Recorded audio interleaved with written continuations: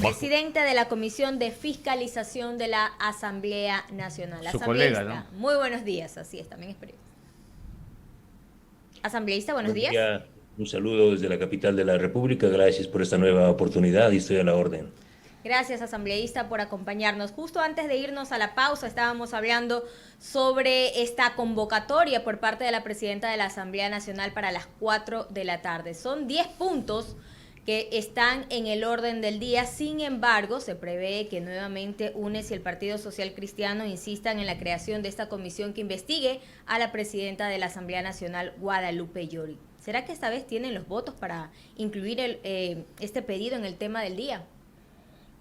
Más allá de que se dé paso a la conformación de una comisión que ahora sí ya tiene todo el procedimiento legal tras haberse calificado una denuncia en el CAL, la Asamblea tiene que seriamente entrar en un proceso de depuración y autocrítica en términos generales de lo que está pasando y de lo que no está pasando. La Asamblea Nacional incumple con los postulados básicos para los que fuimos elegidos.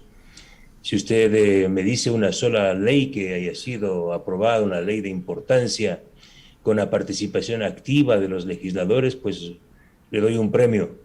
No existe. La ley que le sirvió de boya al gobierno del presidente Lasso, la ley tributaria, entró por inercia o por amnesia del partido correísta que se abstuvo de votar. La Asamblea se ha enfrascado en un ambiente de conspiración donde el bloque mayoritario, en este caso el correísmo, lo único que busca es imponer su agenda, y esa agenda no es otra que impulsar los procesos de liberación de su gente que está siendo procesada, que está sentenciada y prófuga. Y en esa agenda ha caído también la presidenta Guadalupe Llori. Al comienzo ella estuvo aliada de los correístas, recuerde usted, cuando yo denuncié varios casos de corrupción en la Asamblea Nacional. Ella no tuvo problema en aliarse con los correístas y otros para intentar incluso sacarme de la Asamblea Nacional. Ahora, Asambleísta, solamente, disculpe que lo interrumpa, es que justo nosotros la semana pasada estuvimos conversando con un asambleísta de Pachacutic, Rafael Lucero, y también le habíamos comentado, bueno, ¿qué ha hecho la Asamblea? Y una de las leyes, en respuesta a su pregunta, fue la creación de la Ley de Vivienda de Interés Popular, que según él, el presidente Guillermo Lasso la tomó como base para la creación de viviendas en Esmeraldas. ¿Esto es así? mire, no es así. En realidad el ambiente que se vive en la Asamblea es un ambiente del más bajo nivel académico, del más bajo nivel ético. Los debates en el Pleno del Parlamento son cargados de pobreza y tristeza. La Asamblea se ha caracterizado por aprobar exhortos al presidente de la República. Cada día que hay un pleno, hay dos, tres exhortos presentados por los legisladores de provincias que tienen sus negocios. ¿Cuál es el negocio de los asambleístas provinciales? Van, hablan 10 minutos, graban sus intervenciones muy malas, de muy mala calidad, y eso reproducen en sus provincias a través de medios o vía online para decir que algo hacen en la Asamblea. Hay muy pocas comisiones que nos hemos dedicado a trabajar. Yo no quiero echarme flores, pero creo que es la comisión de fiscalización la que algo ha hecho. Hemos trabajado, al menos en mi caso particular, 12, 13 horas diarias y hemos entregado importantísimos expedientes y documentos, informes al país, a la justicia e incluso a nivel internacional. Mal está que lo diga yo mismo, pero hay un importante reconocimiento al trabajo de la comisión que presido. ¿Qué tal, asambleísta Villavicencio? Carlos Acoto le saluda, qué gusto que nos acompañe esta mañana. Entonces, usted se suma a la postura del gobierno nacional de que los problemas en la asamblea no empiezan ni terminan con Guadalupe Llori, una vez que ella sea evaluada y eventualmente relevada de su cargo, al igual que las autoridades del Consejo de Administración Legislativa, van a ser sucedidos ¿por quién? Por personas que salen de ese entorno que usted describe. Entonces, ¿qué hacer? ¿Hacia dónde vamos? Yo levanto mi voz, yo soy un legislador independiente. Yo no comulgo ni estoy tejiendo ninguna chalina para el gobierno y menos aún para los llamados opositores.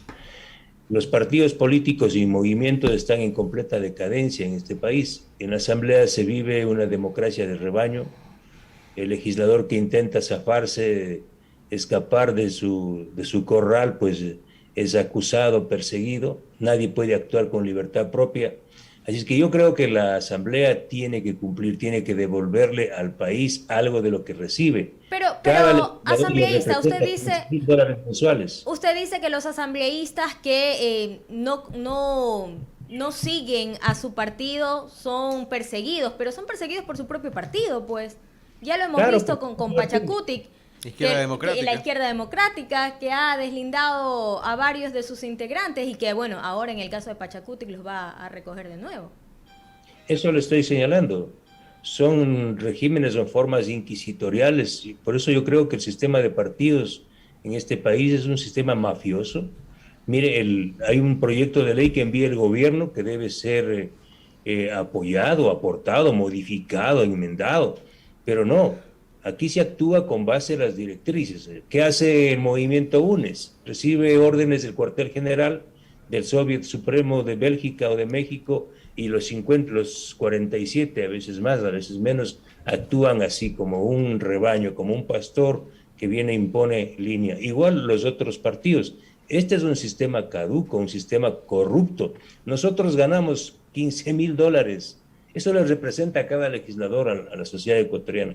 $15,000 mensuales, incluyendo 2 asesores y 2 asistentes. Nos eligieron para eso, para bloquear los proyectos de ley. El proyecto de ley de inversiones del gobierno, que yo hice importantes aportes, que otros querían hacer aportes. No fue posible porque vienen 2, 3 bloques de mayoría, se cierran y quieren imponer la agenda. ¿Cuál es la única agenda que se impone en el Parlamento? La agenda del correísmo. Comisión de la Verdad, liberen a Glass, liberen a Mera, liberen a Correa. Esa es la única agenda y ellos son mayoría.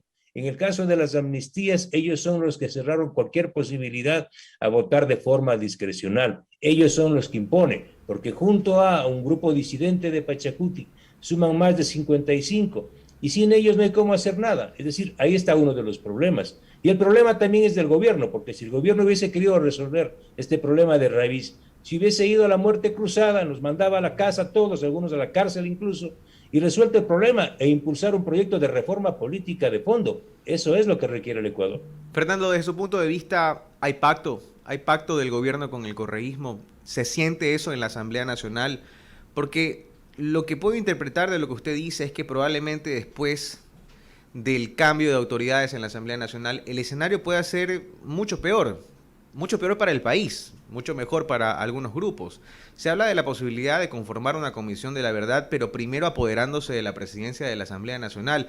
Escuchábamos esta semana, por ejemplo, que Rafael Lucero, jefe de bancada de Pachacutic, se reunió con Rafael Correa en México. Hay quienes dicen que para recibir el respaldo del correísmo, para que él sea el siguiente presidente de la Asamblea Nacional, pero luego escuchamos a Pachacutic decir no nos interesa la presidencia de la Asamblea Nacional. ¿Usted es de quienes cree que después de este relevo de autoridades el escenario puede ser peor con la etiqueta de la Comisión de la Verdad?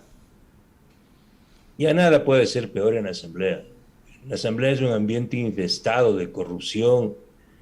Mire, que un líder, el jefe de bloque de uno de los más importantes movimientos de este país, crítico del correísmo, que combate la corrupción, haya viajado a México, pagado por la estructura criminal, pagado a reunirse con un prófugo, sentenciado, acusado de más de 35 casos que están en investigación de alta corrupción en el país. Eso no tiene nombre, es impresentable. Me refiero al señor Lucero. Y obviamente lo que estaba haciendo era serruchándole el piso a su propia compañera Guadalupe Llori. En ese ambiente se puede trabajar cuando en izquierda democrática igual se ven estos procesos que se envenenan hasta el café. En ese ambiente se puede trabajar.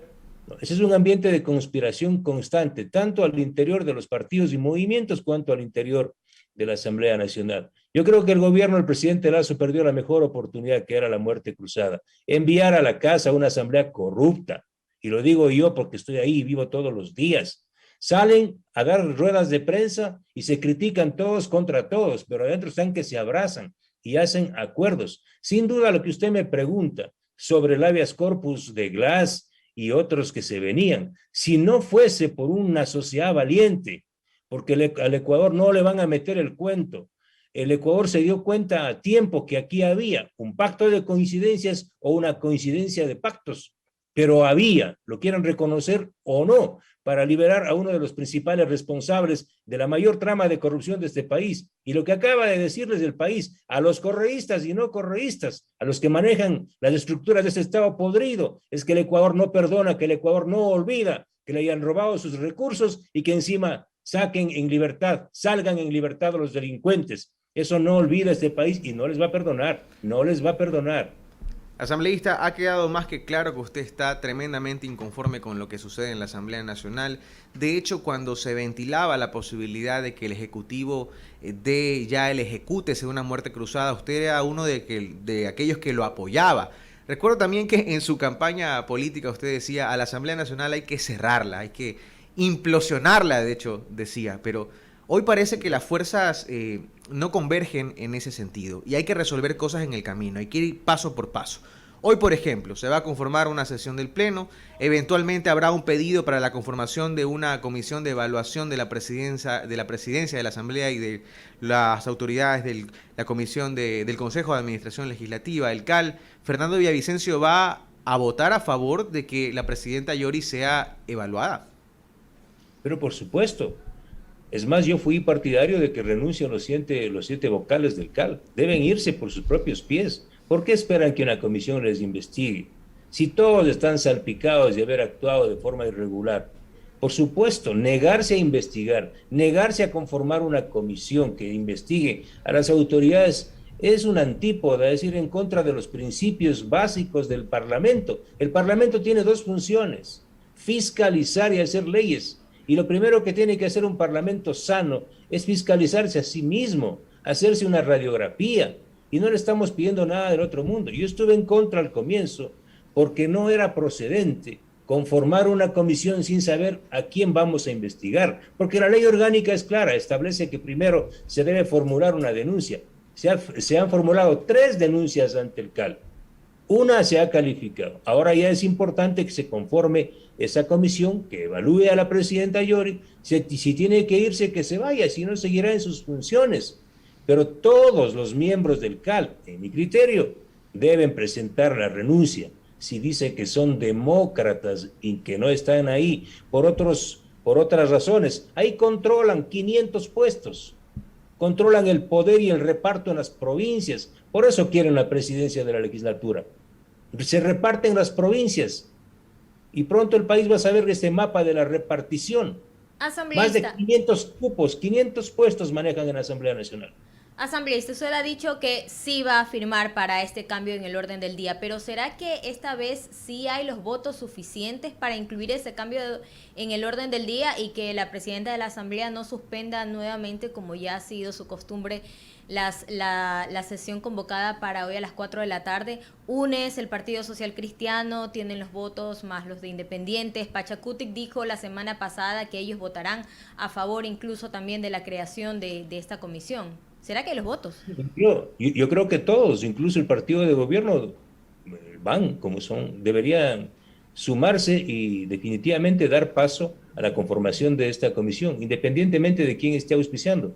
A mí me importa un rábano que sean los correístas o quien quiera. Yo estoy por el trabajo de la Asamblea. Esta Asamblea tiene que autodepurarse, tiene que mejorar. Creo que será la última oportunidad para que levantemos alas y podamos devolver al país algo de lo que nos están pagando. De lo contrario, cerrémonos y vámonos a la casa. Así piensan muchos. 7 de la mañana con 23 minutos. Fernando Villavicencio, presidente de la Comisión de Fiscalización aquí en Caché Noticias y Opinión. Economista, Clever Chica. Buenos días. ¿Cómo está, Fernando? Gusto. Mucho gusto. Pregunto, pregunto, ¿no? Usted y la fiscal general de la Nación están haciendo un trabajo. Usted por el lado legislativo, su mochila debe estar cargada, muy pesada, ¿ya? Y esa mochila la ha llevado a la fiscalía. Usted es un hombre del pueblo, usted no es ahí, por ahí hay los legisladores que están en otro nivel social, cosas por el estilo. Bueno, usted sí se toma un cafecito a la vuelta de la asamblea que cuesta $3 y cosas por el estilo. Y el pueblo dice, bueno, Fernando Villavicencio ha denunciado fehacientemente casos de corrupción y los ha enviado a la Fiscalía General de la Nación. Y la fiscal también se queja que no tiene el apoyo. Entonces, insisto, el pueblo sigue esperando una sanción, sigue esperando la conclusión de estos procesos que deben de quedar ya en una pena desde el punto de vista jurídico legal y algunos en la cárcel. Y resulta que no hay nadie en la cárcel de estas investigaciones. ¿Cómo hacemos con esto, Fernando Villavicencio? Bueno, es agridulce, aún es agridulce, pero sí se ha hecho algo. Yo debo reconocer el trabajo de la fiscal, aunque falta mucho. Vea los pocos casos judicializados en este país que están con sentencia y que justamente son el motivo de esta conspiración constante del correísmo. Son aquellos que nacen de la pluma de los periodistas, entre los que yo me incluyo, y que la fiscal, luego de 10 años, más de una década de silencio, Diana Salazar asumió con valentía casos como, por ejemplo, Odebrecht, que tuvo una colaboración importante de la justicia americana, del periodismo de este país, de Lavallato, o el caso Sobornos, del cual soy parte. Y justo acaban de negarle un pedido de revisión a Alexis Mera. En la indignación que yo veo de parte de la fiscal, indignación a la que me sumo, es porque de esos pocos casos llegan estos pactos silentes a liberar a los pocos responsables de los casos de corrupción que están procesados y sentenciados. Me refiero a Jorge Glass. Esto duele y molesta a la sociedad ecuatoriana. Y vea usted que la liberación de Glass a través de habeas corpus, que pedía convertirse, que podía convertirse, y querían convertirlo en una gran fiesta popular para inicio de campaña, se transformó en su opuesto. Se dieron contra el piso los correístas. ¿Por qué? Porque el país reaccionó y el país le dijo al poder, a todos los poderes corruptos, a un Estado tomado por grupos mafiosos, les dijo, no señores, nosotros no perdemos la memoria, porque nosotros pagamos impuestos para pagar los sueldos de los jueces, de los fiscales, para sostener las cárceles. Y resulta que la policía hace el esfuerzo, ¿sí?, lleva atrás las rejas a los delincuentes y al día siguiente salen esos delincuentes por obra y gracia de los jueces. Eso es lo que la sociedad ecuatoriana les ha dicho no. Y por supuesto también lo que usted señala, hay un gran dolor de la gente que ve tantas denuncias como las que yo mismo he formulado, y denuncias que son confirmadas. Mire lo que pasa con el tema de Alex Saab, Piedad Córdoba en Colombia. Hay todo un terremoto político en Colombia por las vinculaciones de la señora Piedad Córdoba con Alex Saab y las tramas de corrupción y de narcotráfico. ¿Qué dijeron acá en Ecuador los correístas y otros cuando fuimos a Colombia a entregar el informe? Ahí está Villavicencio, este pelafustán, que son noticias falsas, que es información falsa.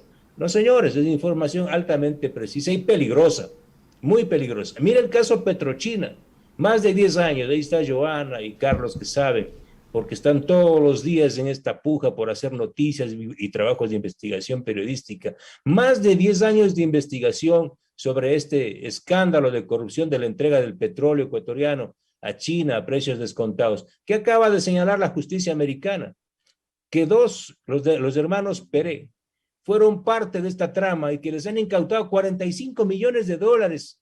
¿Por qué? Porque estos señores se encargaban de pagar sobornos. ¿A quiénes? A funcionarios del gobierno de Correa. Es decir, hay demasiada información y ya no es la versión de Villavicencio, ya no son los documentos de Villavicencio, son las propias delaciones y declaraciones de ellos, de los delincuentes, y no ante la justicia de Ecuador, ante la justicia de los Estados Unidos. Mira el caso Coca-Cola Sinclair, escandaliza en este país. Hemos investigado una década este caso. Yo acabo de entregar hace 15 días un informe reservado al presidente de la República, un informe que es escandaloso, que es terrible, que dice que prácticamente ya no se pueden seguir reparando los 8 distribuidores a través del mecanismo de sueldas y sueldas y sueldas, porque las fisuras se abren y vuelven y vuelven. Es decir, el presidente de la República debe tomar acciones frente a una de las obras emblemáticas y más grandes de este país. Me refiero a la principal central hidroeléctrica construida por la más importante empresa china. No puede ser posible que esto quede en impunidad. ¿De quién? ¿De quién depende ahora esto? De la sociedad ecuatoriana, porque estamos frente a un Estado indolente, un Estado corrupto. Solo nos queda, ¿quiénes nos quedan? Nosotros, el periodismo, la gente buena de este país, porque yo en el Estado no confío, ni en las Cortes de Justicia, ni en el sistema penitenciario de este país, ni en el Ejecutivo, ni en el Parlamento. Ahora sale la Corte Constitucional, gallitos, a reprender al presidente de la Corte de Justicia y al presidente del Consejo de la Judicatura, a dar lecciones de ética, cuando fueron ellos, la Corte Constitucional, los principales herederos del correísmo. Ellos se creen en la Corte Celestial, ellos están por encima del bien y el mal, como yo les acabo de decir. Señores de la Corte Constitucional, cójanse un grupo de granaderos de Tarqui, el registro oficial, y tómense de una vez el Palacio de Gobierno. Vamos a hablar de eso también, asambleísta. En lo relacionado con la hidroeléctrica Coca-Cola Sinclair, realmente escandaliza este hallazgo. No puede operar al 100% de su capacidad a la fecha, ha quedado más que demostrado que se construyó, como decimos en la calle, a la patada, obviando ciertas cosas que hoy impiden que su funcionamiento sea pleno. ¿Cómo debe actuar ahí el gobierno del presidente Guillermo Lasso, asambleísta? Bueno, primero, negarse a recibir la central. Exigir al gobierno chino, al más alto nivel, que investigue a los funcionarios chinos. Porque resulta que en China las leyes son tan estrictas en contra de la corrupción, pero para estos corruptos que salen de China, los chinos fuera de China pueden hacer lo que les da la gana. Nosotros hemos descubierto, y los documentos están ahí, le puedo enviar, Carlos, usted ya los tiene, que informes de la propia compañía Harbin, los constructores de los distribuidores en China, informes del año 2012, 2013, dan cuenta que el acero, es decir, que el material de los distribuidores vino con fallas desde China. Pero ¿saben lo que significa eso? Es decir, que el gobierno del Ecuador, las autoridades eléctricas del país de esa fecha, lideradas por Jorge Glass Espinel, permitieron el ingreso de esos distribuidores, de esos equipos con fallas de origen que incumplían las normas ASME. No solo eso, luego permitieron que esos equipos con fallas, 8,000 fisuras, 8,000, no 2, 8,000, eso no se escapa al ojo, están empotrados en miles de toneladas de hormigón, de cemento. Y pese a conocer que era así, estos señores, en un acto de cinismo, antipatria, le invitaron al presidente Xi Jinping, aquí el año 2016, si no me equivoco, en agosto, y Jorge Glass con su hijo, en la central hidroeléctrica, en la Casa de Máquinas, arrancaron la central. Y aquí no pasa nada. Entonces el presidente Lasso no puede quedarse así. Tiene que hablar con el presidente Xi Jinping y decirle: vea, señor presidente, nos han engañado. Este es un país pequeño, 3.300 millones de dólares que pueden quedarse sepultados en toneladas de tierra si es afectado por una falla estructural o por la erosión regresiva que también amenaza a la central. Oiga, y la otra lista del proceso. Usted ha pedido al Contralor que revise la situación de su patrimonio al juez Moreira. ¿Y por qué no ha ampliado más el radio? Porque no solamente Moreira se ha enriquecido, hay muchos abogados, y usted lo sabe. Sí. Y entonces ¿qué esperamos de ahí? ¿Qué esperamos de ahí? Pedí también que hace 10 días, apenas pasó lo del juez de Manglar Alto, que se haga un examen especial al patrimonio de este juez Moscoso. Es más, yo creo, y voy hoy mismo a formular una petición abierta y total para que los 2.200 jueces, más o menos, sean sometidos a este proceso de investigación de su patrimonio. Pero es importante sobre estas cifras que estoy dando.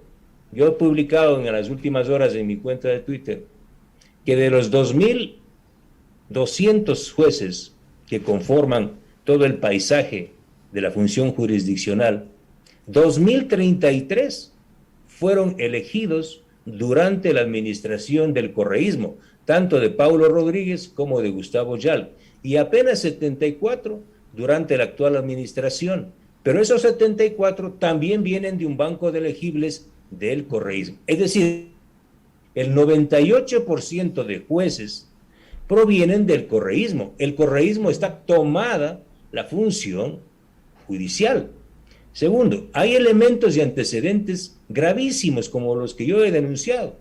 El juez José Luis Tamayo Arana, que fue quien liberó a Rasquiña, al capo número 1 del cartel de Sinaloa, de los choneros, este señor está prófugo, está siendo procesado. Yo he publicado su incremento patrimonial, entiendo que a $9 millones el año 2019.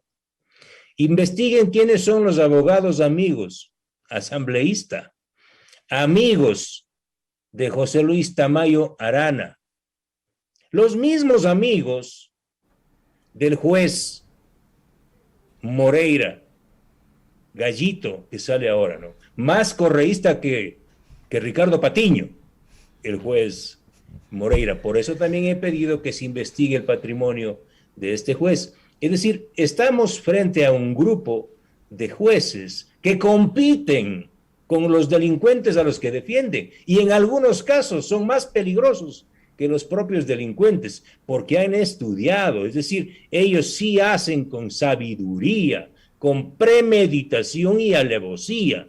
Un delincuente común puede hacerlo a veces por necesidad, pero estos jueces vestidos, mejor dicho, estos delincuentes vestidos de toga, son peligrosos, son más peligrosos. Licenciado Fernando Villavicencio, gracias por estar con nosotros aquí en Caché Noticias. Pero ya me va a cortar, ya no le gustó. Que le vaya muy bien, chao. Nos quedamos cortos con la entrevista. Sí, y yo, Muy bien. no hay salida, que le vaya bien.